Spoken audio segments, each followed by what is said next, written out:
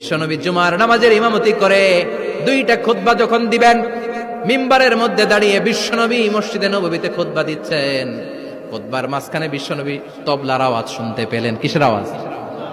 বিশ্বনবী সহ সব সাহাবারা বুঝতে পেরেছে এক মাস আগে দিহিয়াতুল কালবি শাম দেশে যেই কাফেলা পাঠানো হয়েছে, ওই কাফেলা খাবারের পণ্য নিয়ে মদিনার মধ্যে ঢুকেছে। এখন মসজিদে কানাঘুষা। কিছু সাহাবী বলে না না, বিশ্বনবীর খুতবা রেখে যাওয়া যাবে না। অনেকে বলে আমরা না গেলে মুনাফিকেরা সব পণ্য কিনে ফেলবে, আমরা খাবো কি? কেউ কয় বসে থাকি, কেউ কয় লজাই। দু চারজন ওঠা শুরু, সাথে সাথে ওনাদের পিছনে পিছনে বাকি সাহাবীরাও ওঠা শুরু। যেতে যেতে পেছন থেকে এক কাতার, দুই কাতার, তিন কাতার, পুরো মসজিদে নববী খালি, মাত্র 12 জন সাহাবা ছাড়া। কয়জন? কথা কন। মাত্র 12 জন সাহাবা বিশ্বনবীর সামনে বসে আছেন। 4 খলিফা জাবির ইবনে আব্দুল্লাহ, এরকম